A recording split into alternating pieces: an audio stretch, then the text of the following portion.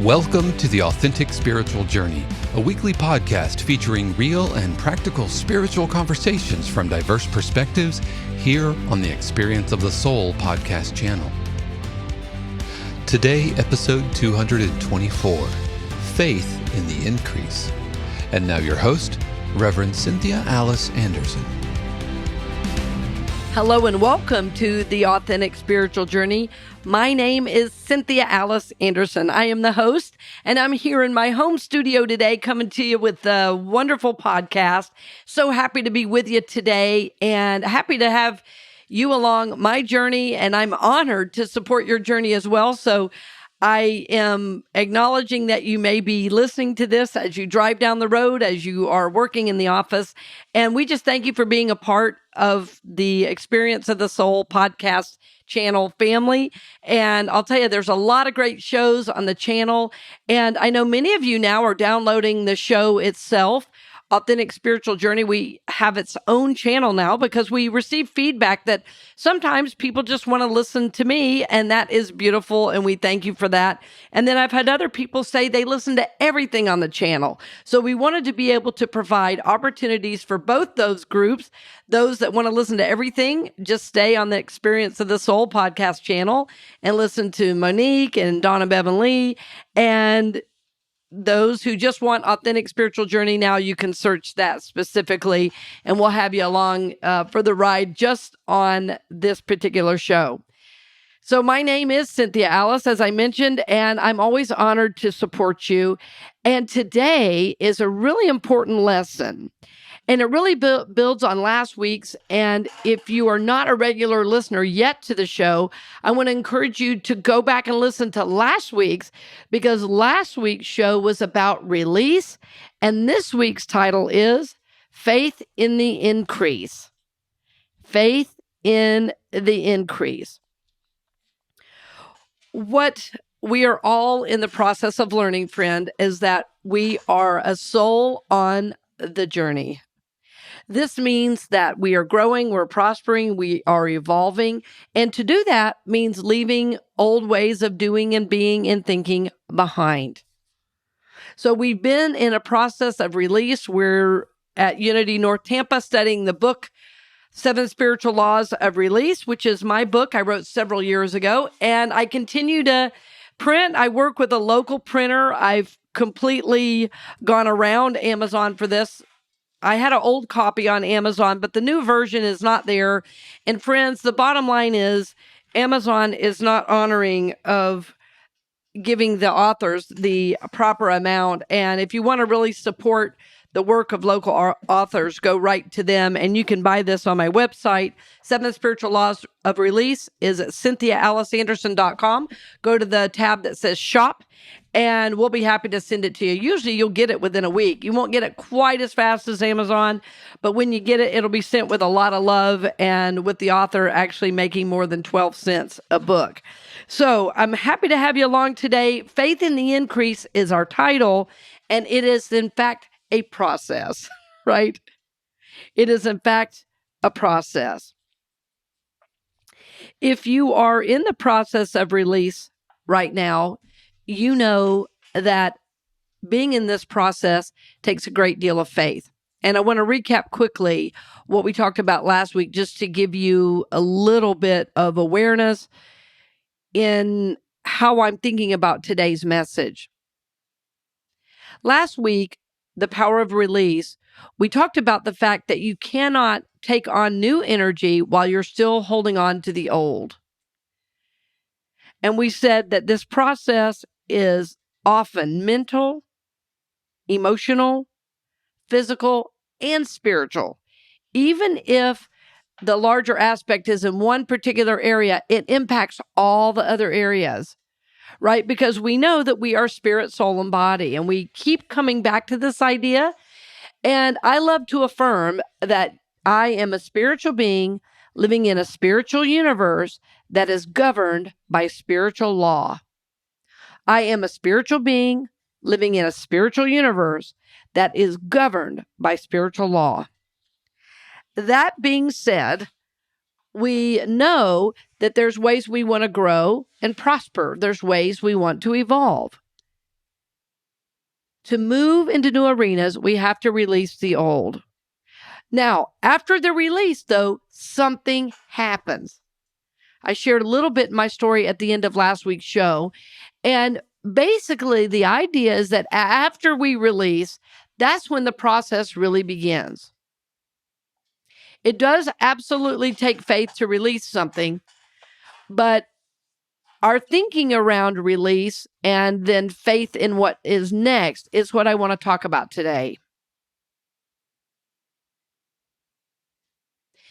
In our culture, we are so, in general, in the American culture anyway, we're so rooted in what you have and what you own that often we forget that everything we have is a gift from God.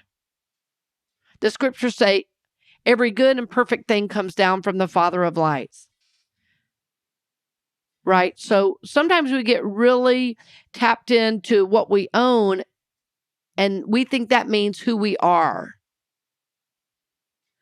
So as we practice this power of release and then moving into faith in the increase, we start to know that what matters most is who we are, and things are simply to serve us, but they don't dictate who we are, that we have this real divine identity.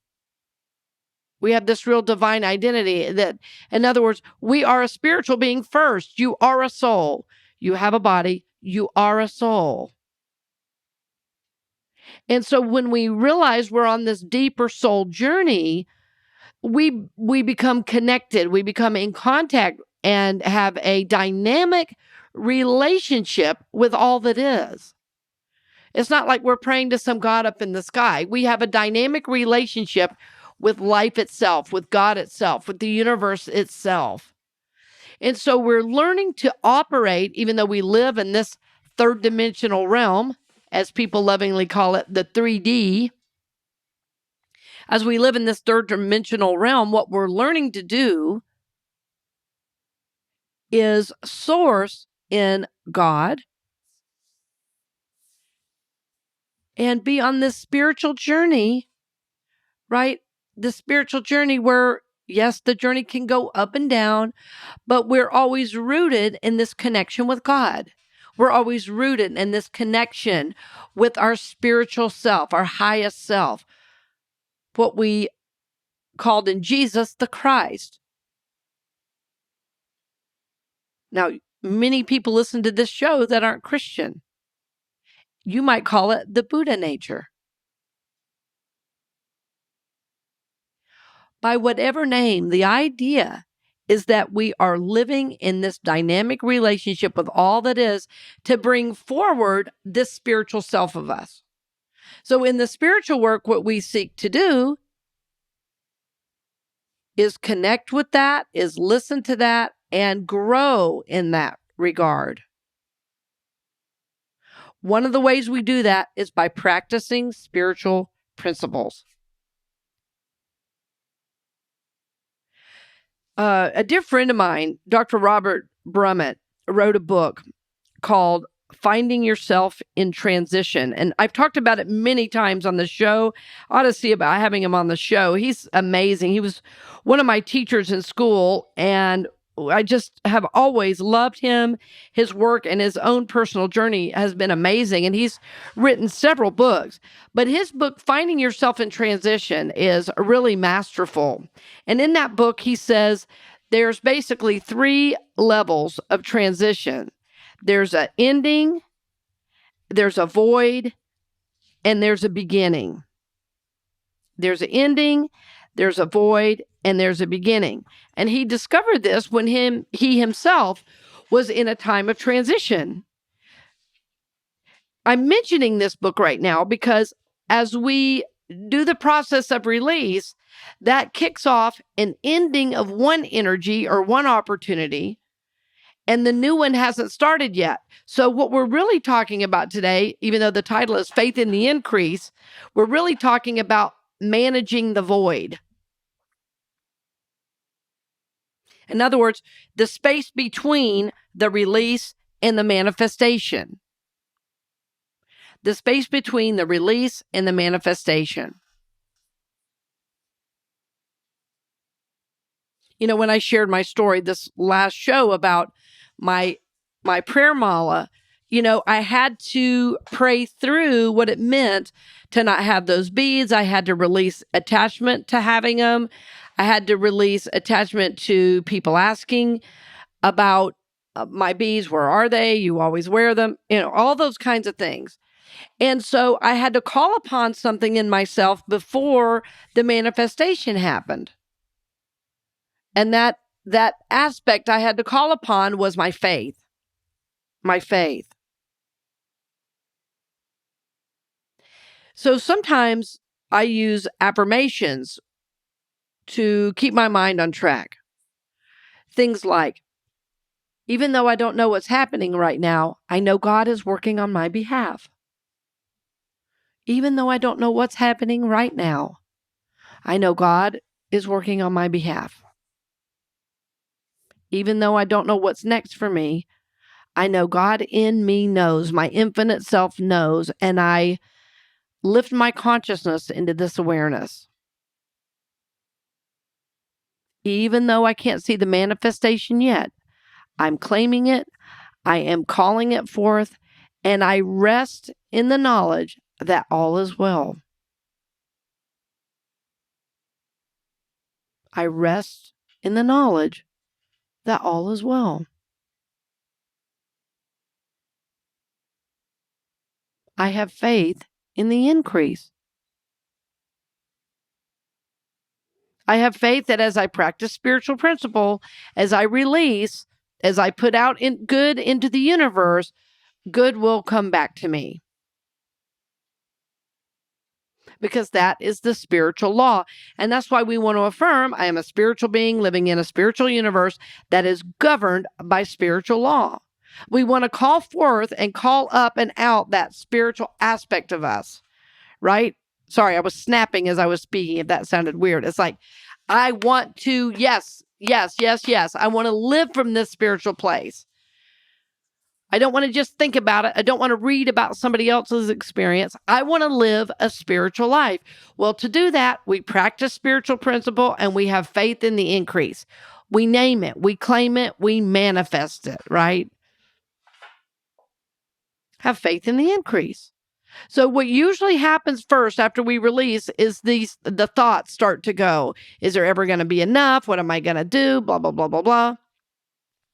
There's a course I taught many years ago, and the course is actually by David Owen Ritz.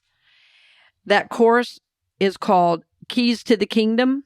Keys to the Kingdom is a wonderful prosperity program, and over the course of that program, there's a lot about, moving energy as well. There's a lot about manifestation.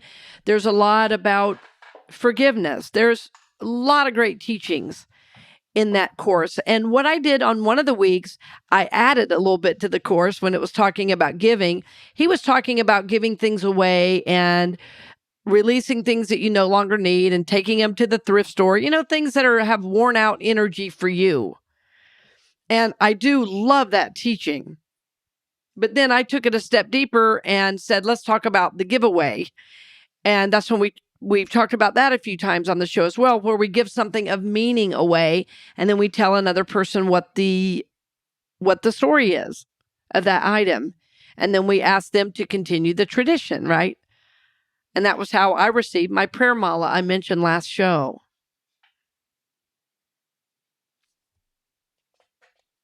So as I'm speaking of all of this, what am I saying? I'm saying there is always going to be enough for you. I'm saying, even when you question it, you can get your mind back on track with the use of affirmation, with the belief that it is so. And I started to tell you about my dear friend, and I was about to get off track, and I want to get back on track and tell you about my dear friend who took that course. It was Keys to the Kingdom, and I added a little part about the giveaway. And what happened was that she realized she was attached to an old engagement ring. And I've talked with many, many women over the years. I mean, probably hundreds of women over the years who had been engaged to someone, and when the marriage didn't go forward, they still had the ring.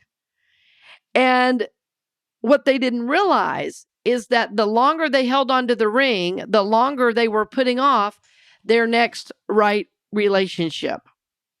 Because there was something that ring symbolized, and that ring was a connection to the former relationship in an unhealthy way.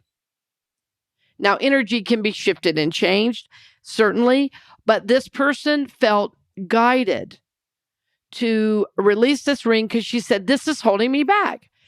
It's like she said, I noticed I was thinking that I was never going to have another engagement. And so I had to hold on to this.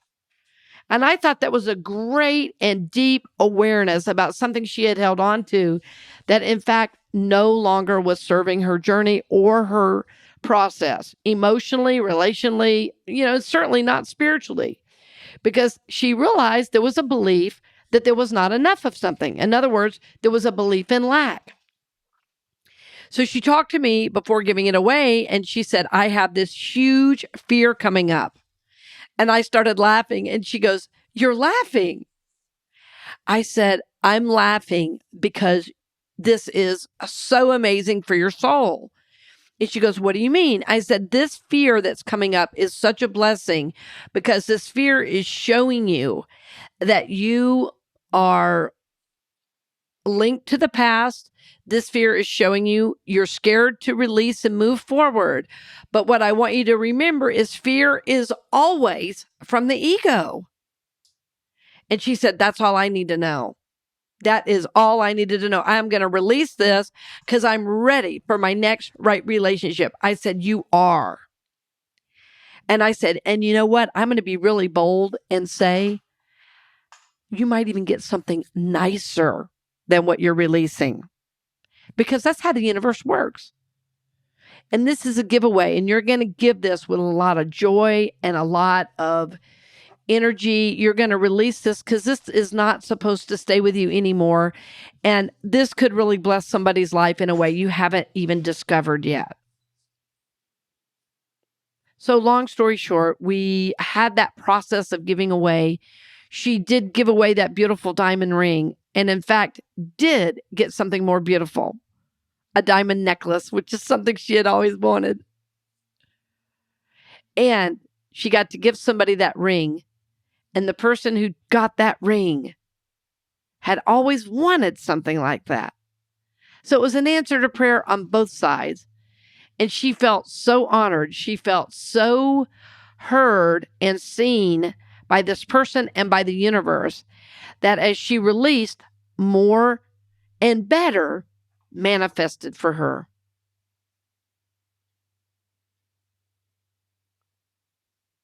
Are you hearing this, friends?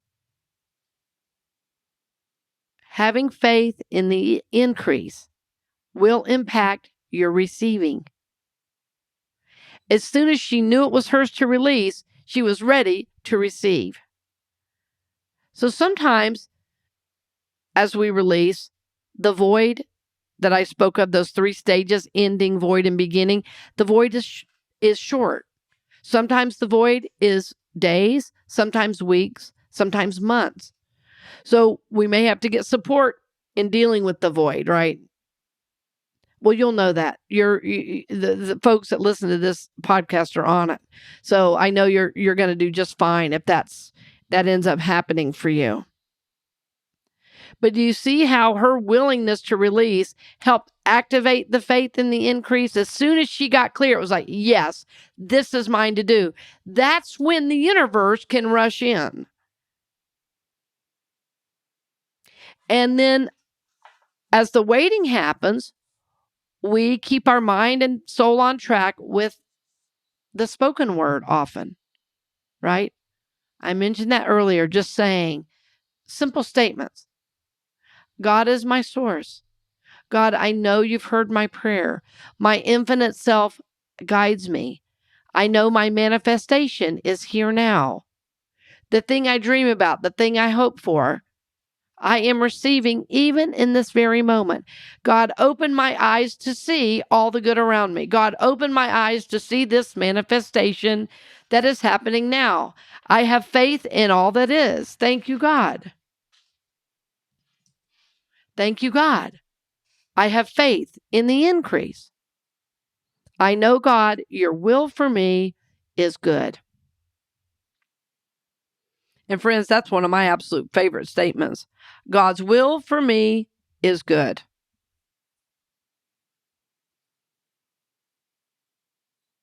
When the fear comes up after the release, you're going to wonder, is something really going to happen? I want you to affirm, God's will for me is good. God is always working on my behalf. Another favorite statement of mine. I know God is working on my behalf. Now, if there are things you can do to make the manifestation come forward, yes, of course, do that. But oftentimes, after there's a release, there is a waiting period. There is a void. In my experience, almost always, even if the void is only a few days. In the case of receiving my prayer malas, the void was what? Several weeks. 4 or 6 weeks, something like that.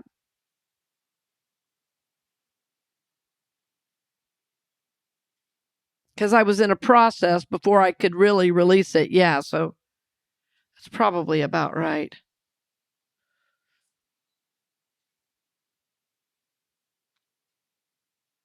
The other thing you may reach out for if you're in the void is support from a friend, a counselor, a minister. Reach out for a coaching session with me. Because if you're doing really big release work, sometimes that void can feel kind of lonely. And I'm a firm believer in we don't have to do this alone.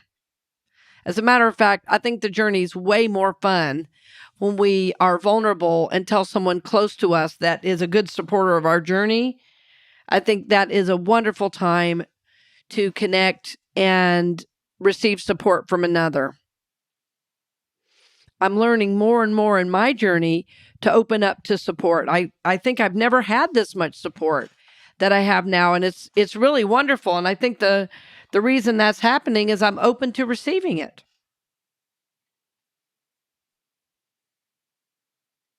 So when we think about faith, we often think, oh, I wish I had more faith. And Unity's teaching on faith is really, really beautiful. There's another one of my books that I published on the 12 Powers. And the 12 Powers, I co-wrote it, or I had 2 other authors on the book, Reverend Harold Correa and Hank Lewis, who's a licensed Unity teacher. And those 2 individuals really practice the 12 powers as I do. And the idea of the 12 powers is that we have 12 innate spiritual powers. And it's much like the chakras, actually, that there are 12 spiritual centers, energy centers in the body where these powers reside and can be activated. And one of the first powers I studied was the power of faith. The power of faith. And what I learned is we don't need more faith. In fact, we have all the faith we need. The idea is to activate that faith. Well, your faith is activated, again, as a reminder, your faith is activated as you follow spiritual principles and release. Then your faith is activated as you wait for the increase. So being on the soul journey at times is a little bit like driving on a road that's being built as you go. The desire is to move forward. The desire is to go forward on the journey. And sometimes we don't know where the next turn is. So it's like, as we're driving, then more road appears. Well, that's faith in the increase. Believing that God's will for us is good and that the things that are coming forward are for us to learn and grow. So we've talked about so far in that place, in that void, as we're waiting on the increase, to use the power of the spoken word. We've also talked about, an affirmation, the power of the spoken word and affirmation. We talked about reaching out to a friend. You may also need to spend time getting your thoughts down on paper so you can see what you're thinking about what's next, because that's going to really give you an insight into where your soul is around this. Some people call this process journaling. I was attempting to stay away from that term because as soon as I say journaling, people want to turn it off and say, well, I don't journal. Just think about it as jotting down a few thoughts on paper. It doesn't have to be an arduous process where you write 25 pages. Do a bullet point list of what you're thinking. It's like, I'm afraid, I'm worried, I'm this, I'm that. And once you see that, you go, oh, well, I know how to turn that around. This fear has no power over me. I release anxiety and move into love. I help another. We can start getting our thoughts on board when we know what's actually there. So sometimes journaling through this process will really help. Just writing down a few thoughts about what's going through your mind as you're waiting on the increase. The number one way that I use when I'm waiting on a manifestation is deep breathing. Once I can get into a deep breathing rhythm, and I do my 50 breaths a day, when I do that, then I can do my affirmations. Then my talk with another about it is more centered. Then my talk with another is more about working through it rather than complaining, where is it? Right? So for me, breathing is probably number one. Number two would be speaking the creative word or affirmation. And number three would be calling a friend. And number four would probably be jotting it down. But number one, I can't believe I talked about affirmation first. Number one for me is breathing. And when I say breathing, the idea is simply to intend to breathe deeply, and that will change how deeply you're breathing.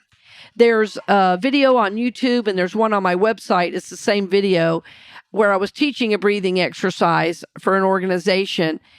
And it should really support your journey if you check that out.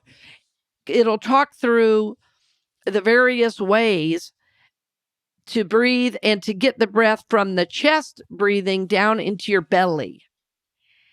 And when we're breathing at the level of the chest, this higher chest, is really fear breathing.